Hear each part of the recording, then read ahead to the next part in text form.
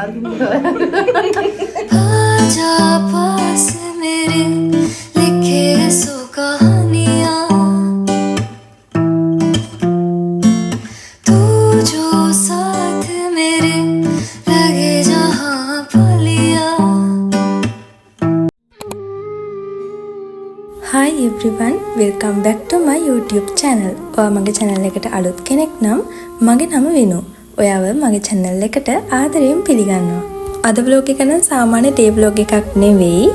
අද මම මගේ යාළුවෙක්ගේ එතකොට මගේ සහෝදරියෙක්ගේ ඔක්කොම වෙනවා. මෙයා හරිනම් මට වෙන්නේ පුංචි. මේ මගේ නෑදෑ වෙන අක්කා කෙනෙක්, පුංචි කෙනෙක්.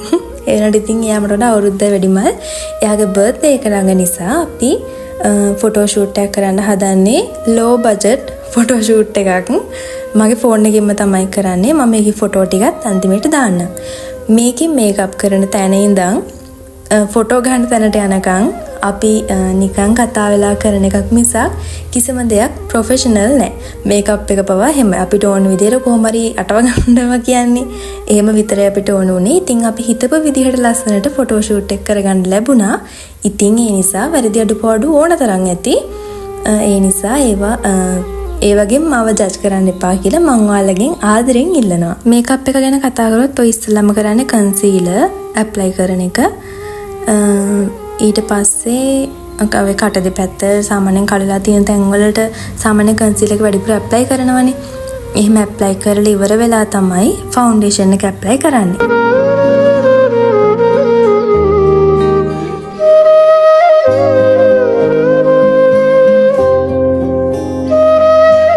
මං ඉස්සරලා කිව්වා වගේ මේ දේවල් ඒ කියන්නේ මම ප්‍රොෆෙෂනල් කෙනෙක් නෙවෙයිනේ. ඒ නිසා ඉතින් අපිට ඕන විදිහට පුළුවන් විදිහට තමයි කරගන්නේ. මේවට පාවිච්චි කරන ඔය ස්පොන්ජ්, එතකොට බ්‍රෂ් වර්ග ඒව හැමත් අපිට හිතන විදිහට තමයි ඔය පාවිච්චි කරන්න ගන්නේ. අපිට ලේසි කියලා හිතන විදිහට. දැන් නම් ඇප්ලයි කරන්නේ ෆවුන්ඩේෂන් එක. මම ෆවුන්ඩේෂන් එක ඇප්ලයි කරන්නේ මම පාවිච්චි කරන ෆවුන්ඩේෂන් එකයි. ඒකට තව ෆවුන්ඩේෂන් එකක් එකතු කරලා يعني ඊට වඩා පාට ටිකක් වැඩි එකක් එකතු කරලා තමයි ඇප්ලයි කරන්නේ. දැන් මම ඔය ගාන්නේ අපි සාමාන්‍යයෙන් ගාන පවුඩර් තියෙන්නේ ඔය පොන්ඩ්ස්. එතකොට පැරිස් ඒ වගේ අන්න ඒ වගේ පවුඩර් එකක්. මොකද එයාත් සාමාන්‍ය සුදු කෙනෙක් නිසා ඒ වගේ පවුඩර් එකක් ඒවට ප්‍රශ්නයක් වෙන්නේ. අනිත් එක මේකප් එකේ ෆවුන්ඩේෂන් එක එහෙම හොඳට හිටිනවා. මම දන්න විදිහට සමහරු ගොඩක් අය ඔය දේ කරනවා. සාමාන්‍යයෙන් නිකන් මේකප් කරද්දී පවුඩර් එකකුත් නිකන් උඩින් ගානවා. ඊට පස්සේ අමාරුම වැඩේ අයිලයින් එක.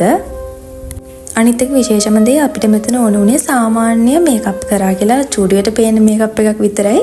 ඒ නිසා ඇස්වත් එහෙම අර දිගට අයිලයින් එක ඇන්දෙත් නෑ. ඇහි ගානට වගේ තමයි එකත් ඇන්දේ. අනිත් එක මම මේකප් කරන්නේ එයාට ඕන විදිහට. ඒ කියන්නේ එයාට ඕනේ කියන තව අයිලයින් එක දිගට ඕනේද කොහොමද ඕනේ මොන පාටද ඕනේ යාගේ විදිහට එයාගෙන් අහලා තමයි මම මේකප් කරන්නේ. අයිබ්‍රෝස් එහෙමත් එහෙම ගොඩක් ඇන්දේ නෑ ලොකුවට. නිකන් අර ඇඳලා කියලා පේන්නේ නැන්දේ නෑ. නිකන් චුට්ටක් උඩින් පැන්සලෙන් ඇඳ විතරයි.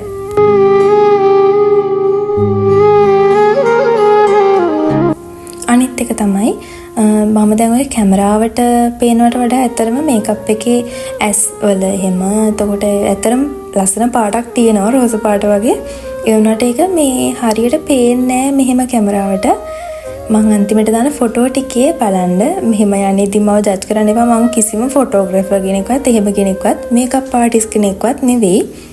අපි දෙන්නට ලස්සනයි කියලා හිතෙන විදිහට තමයි අපි දෙන්න ෆොටෝ ෂූට් එක කරේ. අපි දෙන්න කියන්නේ එයාගේ බර්ත්ඩේ ෆොටෝ ෂූට් එක මම කරේ.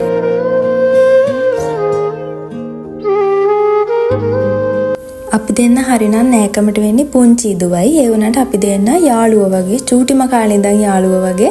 මට මෙයාට පුංචි කියලා කතා කරන්න බැරි. මෙයා මට වඩා එක් අවුරුද්දයි වැඩිමල්. ඉතින් අපි දෙන්න මේකප් කරේ තිනාවි කේකේව කියව.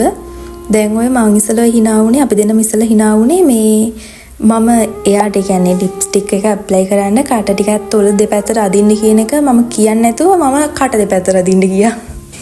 ඊට පස්සේ මමම ඉස්සරහින් අර කෑලි දෙකක් වගේ කපලා චුට්ටක් එක අයන් කරා. ඊට පස්සේ දැන් අපි මේ ප්ලේස් එකට යන ගමන් ප්ලේස් එක කියන්නේ අපේ ගෙවල් ළඟ වැවක් තියෙනවා. ඒ වැව බන්ට් එකේ තමයි මෙන්න මෙතන තමයි අපි හිතාගත්තේ ෆොටෝ ෂූට් එක කරනවා කියලා. පේනවනේ සහෝදර ප්‍රේමය. ඊට පස්සේ අනේ ඇත්තටම මට නම් ලස්සනයි කියලා හිතුණා මේ ඒ කියන්නේ ගවුමට ඒතර මේකප් එක මට නම් හිතුණා ගානට ලස්සනට ආවා කියලා. කොහොම හරි ෆොටෝ ෂූට් එකේ අයිතිකාරියට ඕන විදිහට මේකප් එක උනානේ මට ඒ ඇති. ඊට පස්සේ ඉතින් අපි ඒකට පොඩි කප් එකක් ගෙනාවා නිකන් ෆොටෝ ටිකක් ගහන්න. ඒකත් ඉතින් අපි දෙන්න කෑවා. ෆොටෝ ටික ගහලා ඉවර වෙලා ඒකේ මේ තියෙන අපි ගත්ත වීඩියෝ ටිකක් නීලනෙතුමානේ සිනා පැලවන් කඳුළු බිඳු දැසේ පුරා රුවදන් හීනහිත ඔන්න ඔය විදිහට අපි ෆොටෝ ටිකකුත් ගහගෙන වීඩියෝ චුට්ටකුත් ටිකකුත් අරගෙන අපි එතනින් ගියා. අපිව කිසිම දෙයක් ඔතන දාලා ගියේ නැහැ.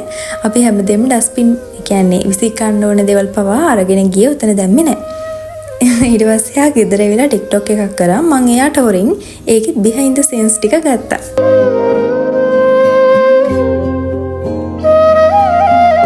ෆොටෝ ෂූට් එකට ආවා.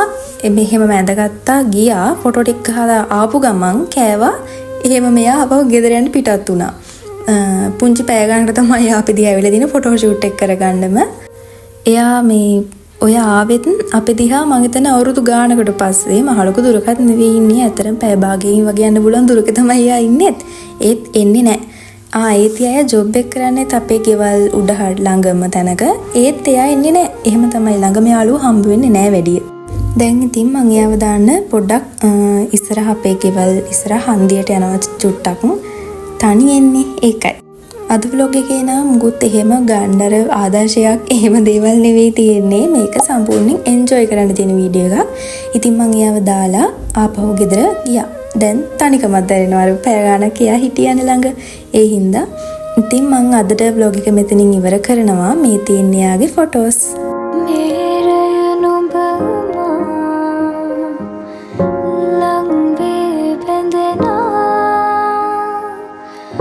රහසින් කොඳුරා ළඟ ඉන්නට හිතුණා. ඔය නැතු ළඟ තනි වෙන්නට සනසා තව හිත දුන්නම මානම් නුඹ මගේ වෙන බව දැන